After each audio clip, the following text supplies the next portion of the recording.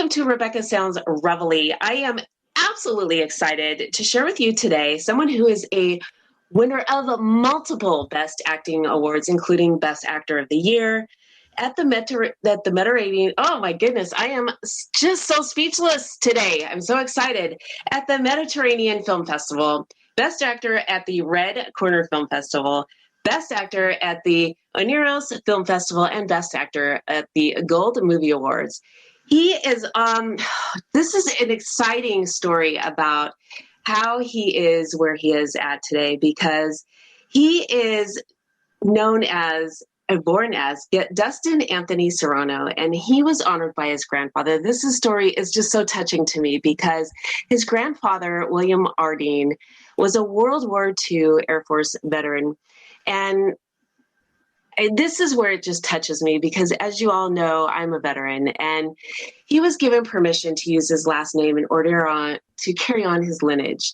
And he began his journey in entertainment, performing in musicals and theater in school with local acting companies. And it's just, I embrace this so much because how historical this is. And I'm already starting to choke up here.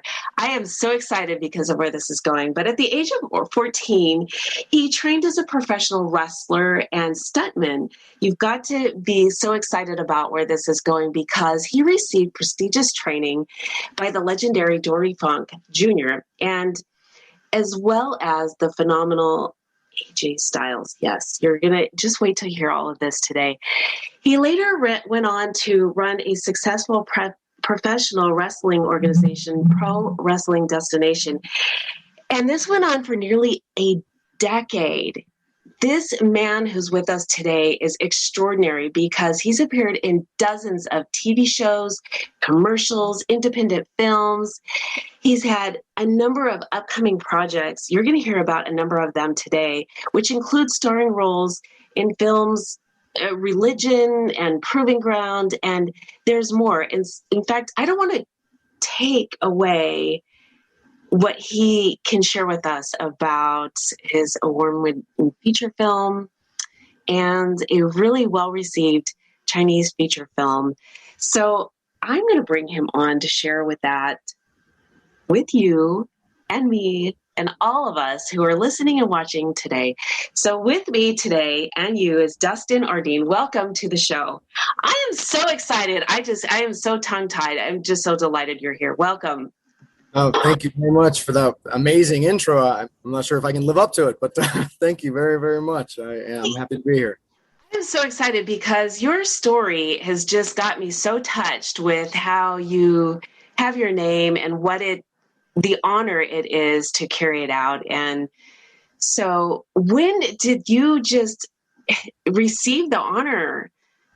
So my grandfather, William Ardine, was a humongous influence on my life. He's the one that in my family who really supported my dreams, and he made me believe that magic exists in the world. He used to do magic tricks, and he used to, when any of us kids would have the hiccups or anything like that, he would take them away from us, using magic. And he was just an extraordinary man who was full of life and vibrancy, and believed that the world is worth living and the world is wonderful. And when he was passing, he got very sick, and he was down in Florida at the time, and I had gone down there and I'd stayed by his bed for I think a week straight. I wouldn't eat or drink or sleep or anything because this man meant that much to me. And his only child had unfortunately passed before him. So, there was nobody to carry on his lineage. And, I come from, as you said, my last name, born name was Serrano. And my father, Richard Serrano, my mother, Tina Serrano, I had many other family members, cousins, and other people who were named Serrano. But I wanted somebody to carry on the Ardine name because this man deserved it, and he was such an inspiration to me. So on his deathbed, I asked for his permission to carry on his name and to take it forward, to the world, and he knew what I wanted to do with my life. Acting had always been there, and he'd been a big supporter of that. And professional wrestling had always been there, and he'd been a big supporter of that as well. So he knew my drive and my determination, and I was both, shocked but relieved, and so, blessed that he granted me permission to use his name, and that he believed that I was the right person to give it to. And as you said, he was a veteran, and again, thank you for your service. And I wanted to honor just every part of his life and take his name forward. So I legally had my name changed, and I went through the whole process to get my name changed to Dustin Ardine, and I use that to this day in everything that I do. And when I eventually have kids, I want to pass that name on to them, and carry on not only his lineage but also my family's lineage through just me. And go out and show the world what I can do in my acting and carry his name forward. That is it's just so touching, and it is so neat. I think that this is such an amazing, it's just so amazing. So let me just go on so that I don't keep getting choked up about this any further. So at the age of 14, you went in to because before that you were doing acting. And at 14, you went into doing professional wrestling as well as stunts. Yes. And I mean, how did you do that transition? Were you already in some of the acting and the theater that you were doing? Were you kind of already embracing stunts? Or Yes. at that time you were? I was. I started acting when I was 6 years old, and I remember when I believe I was around that age, maybe five and a half, when my dad showed me Return of the Jedi, Star Wars Return of the Jedi for the first time, and that was one of the films that I was just like, this is absolutely amazing, and this is what I want to do. So how do I do this? And he basically told me, we didn't have any connections to the industry or anything like that. None of our, I come from a very, a lower middle class family. My father is a postman, my mother's a nurse, and they didn't have any connections, but they did the best to support me. So they said, okay, we'll get you into local theater groups. We'll get you doing plays at school, that kind of thing. So I started out doing local plays and going out for local commercials. I was living in Reno, Nevada at the time. And, unfortunately there wasn't a whole lot of things except for, anything that came in that was like a little side work or background work. I remember I did, the movie Sister Act. There was a background part in one of the casinos that a couple of us had done, and a couple people in my family had done Angels in the Outfield when they were in the stadium flapping their arms, stuff like that, whatever you could go out for.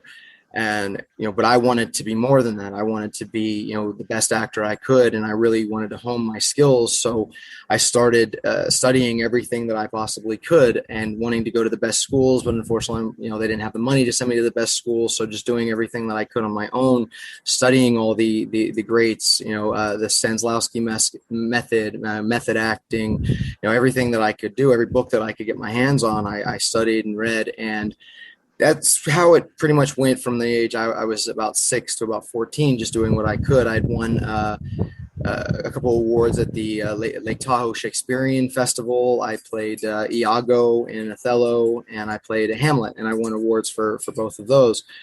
And then around 14, I knew that professional wrestling was kind of my second love, and maybe because of the way that I was built, or because of where we were around, or the connections that we did have. My mother actually grew up in Texas, so she knew Dory Funk about his training camp, and which had actually then moved to Florida.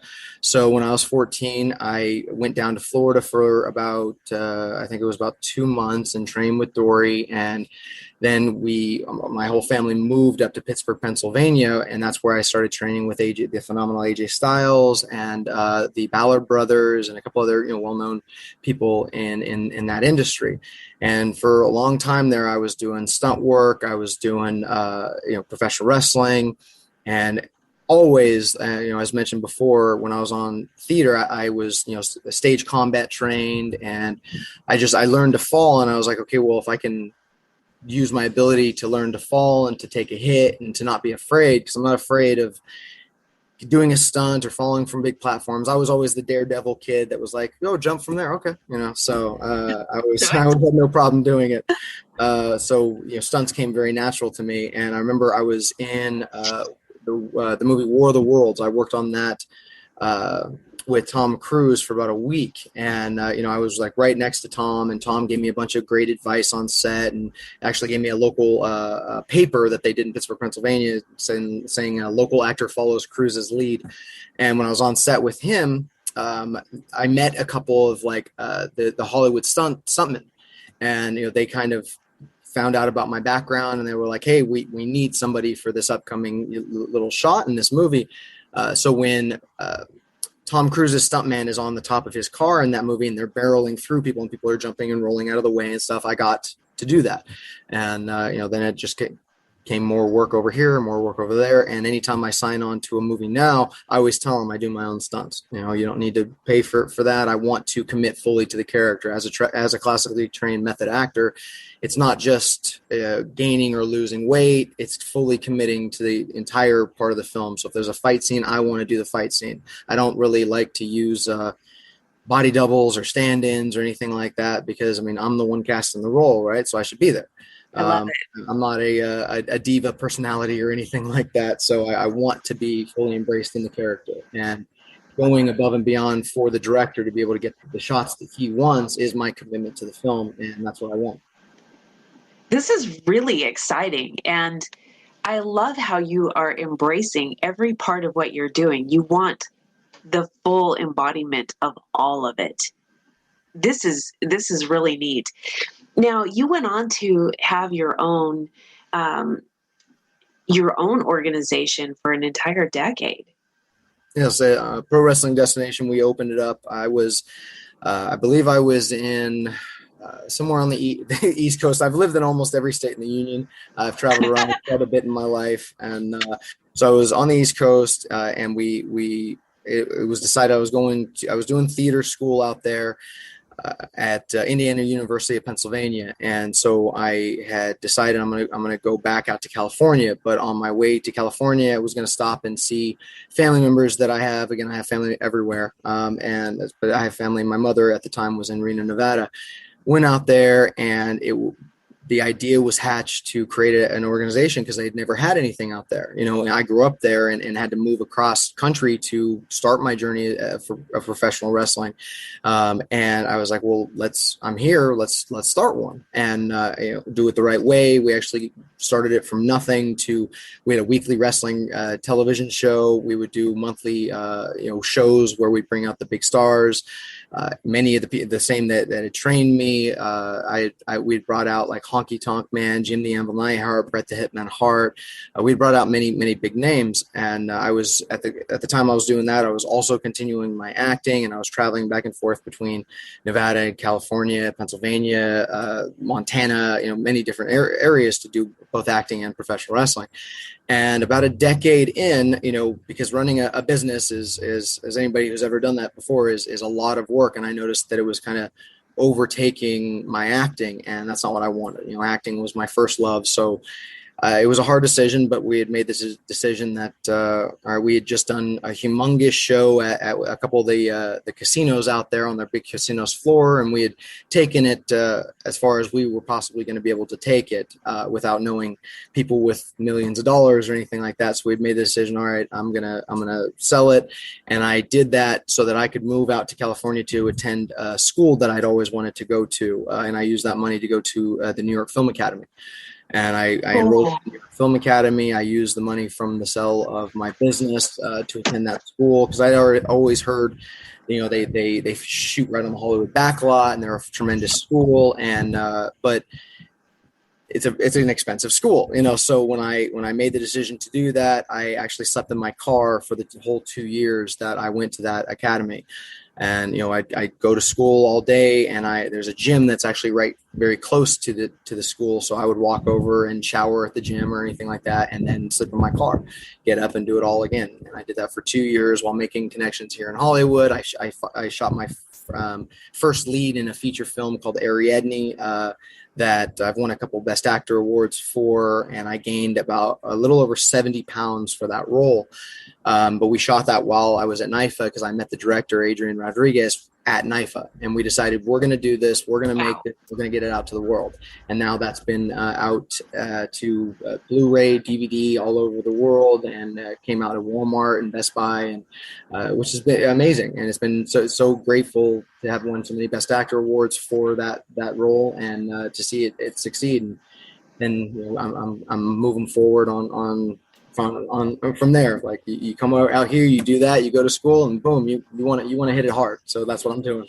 Let me share that passion that you have, though, is so important, because oftentimes we feel like it is so difficult to pursue something. But if we really put our mind to it and we buckle down and we say, I'm going to go after what I want, no matter what it takes. If that means I've got to live in my car for 2 years, I'm going to live in my car for 2 years. But look at what you've achieved because of that. And sometimes we just really have to buckle down. And it doesn't necessarily mean that that's what we have to do, but we have to look at certain things in our life and say, I have to cut corners here because I want to pursue this. And if I want to reach this dream, then this is what I'm going to have to do. And we have to make those decisions and stick to it. Absolutely. But it's a really small price to pay for a long time dream to achieve. And you're doing it. And you've also played Rose. Oh, yes. Hear about Rose. Rose was a character that I had played in the feature film. It was a Chinese feature film called Los Angeles Kidnapping. And it was actually right after I got done doing Ariadne, in between the time that I was doing that and another film called Birth, because I had packed on the weight, because in Ariadne it's based on the Greek mythology of Ariadne, the Minotaur, and Theseus. That whole story, it's a reimagining. I play the Minotaur character, so the director was like, you have to look like a bull. I want you as big as possible. So I ate everything in sight, and was working out constantly about 3 times a day. And when we were done, I lived in that as that character for about the full 3 months of the shoot. And when we were done, the very next role that I got was in a horror film called Birth. And we actually shot that one at the same house that they filmed The Conjuring in. And we had a great cast, and the director was phenomenal in that film. And it just actually recently came out, and I've won a couple Best Actor awards for that.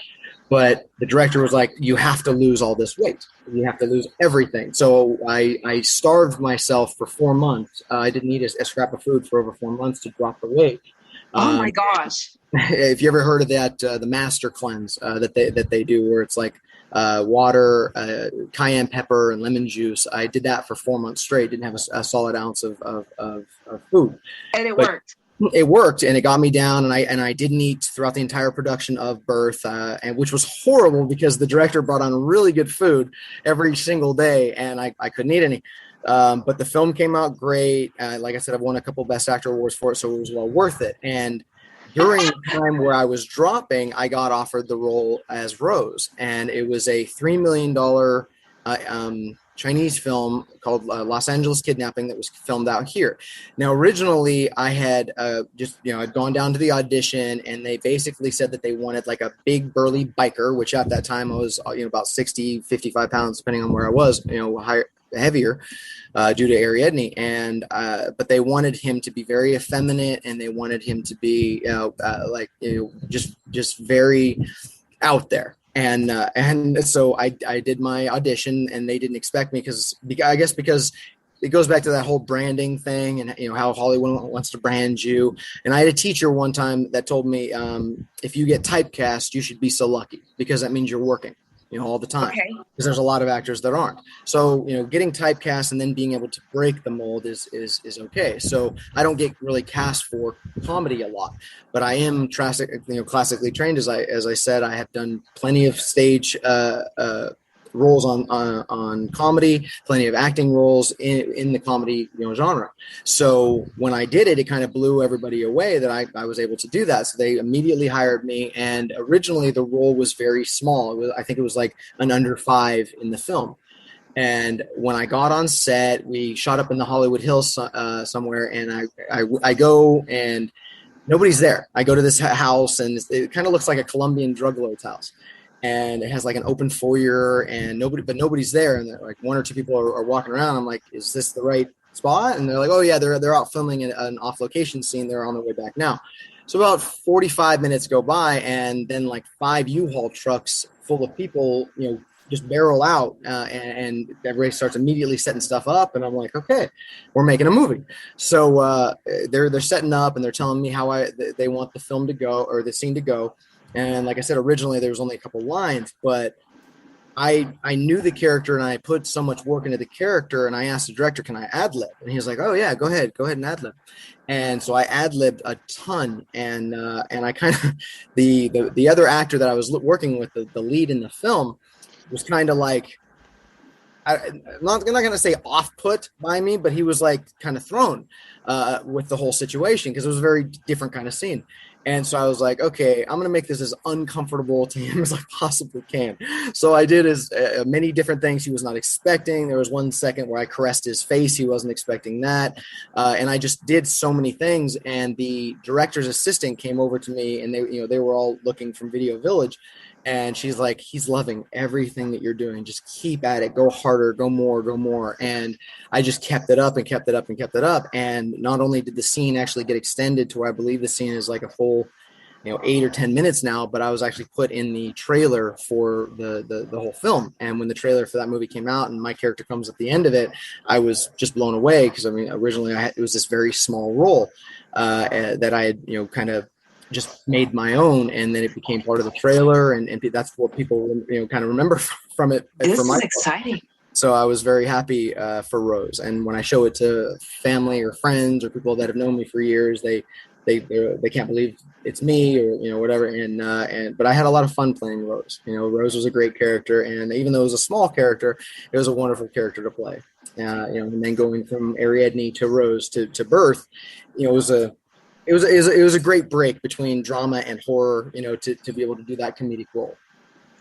Absolutely, because that gives you a lot of versatility, and it shows your skills and creativity and so much more. And I know that you have some other upcoming roles. I don't know if you can talk about them yet. No, I the ones that I can talk about, I definitely will. I just did a couple auditions, one for a Netflix pilot, another one for a feature film, and I just got offered a supporting role in a different feature film that they're shooting out in Turkey, I believe. So I was very happy about that. I'm not sure when they are, but due to the ongoing pandemic. But one of the feature films that I have on par right now that's slated, and I think that they were getting the financing when the pandemic hit, so I'm not sure exactly where everything is, but it's called Proving Ground, and it's a psychological horror film, thriller horror film, and I star opposite Dominique Swain and Vincent Ward from The Walking Dead, and so I'm really excited if we actually get to shoot that one. Another film that we had shot right before the pandemic was a film called I'm Not for Sale, The Fight Against Human Trafficking, which is that's such a hot button issue that we felt it was important to really talk about. And that one actually I star opposite daytime Emmy Award winner Judy Evans. She's a soap opera legend. I wanted to learn how it was to hold a gun properly, and I wanted it to really come off on the screen that I was this cop who had gotten trained, and it's going great right now, and I actually won a couple Best Actor awards from Romania, from Lynn, from here in Los Angeles, and I'm so honored to have won all that and to have worked with the crew that I did on that film, and hopefully it just it keeps going that way. And I was so blessed to have gotten that role in that film and to have done everything to make Sawyer come alive in the film as I possibly could. I did my own stunts in that film as well. So it was a really great shoot. And I actually broke my hand during the shoot. It was actually on the very first day of the shoot. We shot one of the most intense scenes the very first day. And I was in character, and I'd slam my hand down on this metal desk, and I knew instantly that it was broken because I could feel it. I'd broken my hand before, and I didn't tell anybody because I didn't want to lose the role. And because I had slammed it down on the desk during the main, like the what's called the master shot, I had to continually do it for every single shot after that when we were shooting that scene. And every single time I came down, it hurt so bad. But and then the worst part of it was that scene got cut. Where I broke my hand got cut from from the final part of it. But the final part of it came off amazing. So I was so happy with it. And if I break a bone or whatever happens during the set, it's the price you pay as the artist to bring the character to life. So I was very happy with it. The whole cast and crew didn't even know until after we wrapped. The show must go on. The show must go on, right? Well, I am really excited about all the things that you're doing, the things that you've done. It's an honor with your name, your lineage, where you have going. I just wish you so many congratulations, the awards that you've won. I want the audience to connect with you on so many levels. So if you will share where you want them to connect with you right now, I know they'll be able to connect with you through the links that I share on all of the different forums and platforms that we're going to be on. But I'd like them to hear it so they can connect with you right away, especially if they're tuning in on audio and on video. Well, I mean, first, thank you very much for inviting me here and for doing everything. The work that you do is extraordinary, and you're helping so many people, and that's a wonderful, great thing. Secondly, to anybody out there who is listening into this, who sees it, the live video, or wants to follow me, first, thank you very much. I'm very appreciative of anybody who follows my journey and connects with me on any level or any of the characters that I've brought into life. It truly does mean the entire world to me. So you can find me on my personal website, which is www.dustinardine.com. I'm on Instagram at Dustin Ardine, Facebook at Dustin Ardine Actor, LinkedIn Dustin Ardine, Twitter Dustin Ardine, and soon we'll be on Clubhouse and other formats as well. So please follow along my journey and comment on any posts I make, any picture of me. Let me know what you're up to and what's going on in your life as well. The reason I got into acting was I came from kind of a broken home when I was a child, and movies were an escape to me. They gave me an outlet to escape my home troubles, my school troubles, the regular troubles that so many people out there have. And I want to kind of pay that back to the next generation and the next generation after that, because having those type of outlets and looking up to these type of characters, I had heroes. My heroes were my grandfather, Bret the Hitman Hart that I used to see on TV every day, and so many actors out there, and still continues to this day. Russell Crowe is one of my inspirations. Dustin Hoffman, who I'm actually named after, is one of my inspirations. My mother named me after Dustin Hoffman because she's his favorite actor. And these characters that we bring to life really do matter to people's lives, and more than many people think. And having the ability to pay that forward is what I want to do with my life. So please follow along and join me on my journey. I really love this, and I think that you are an incredible example. And for those who really want to understand perseverance and dedication, they really need to follow you and see the things that you're doing, because for anyone who really wants to understand what pursuing a dream is, you're doing it and you're living it and you're talking about it and you're sharing that with others. And I think what a wonderful example and a mentor that you are to others. And so for all of those that are watching and listening today, please connect with Dustin. I think you will definitely it will be really advantageous for you. And I want to thank you, Dustin, for being on the show. And I want to thank all of you for tuning in today. Please make sure to connect with him. You will be so glad that you did. And make sure to let everybody that you know, all of those that you connect with on social media, and everybody that you don't. Thanks for tuning in today. Ciao for now.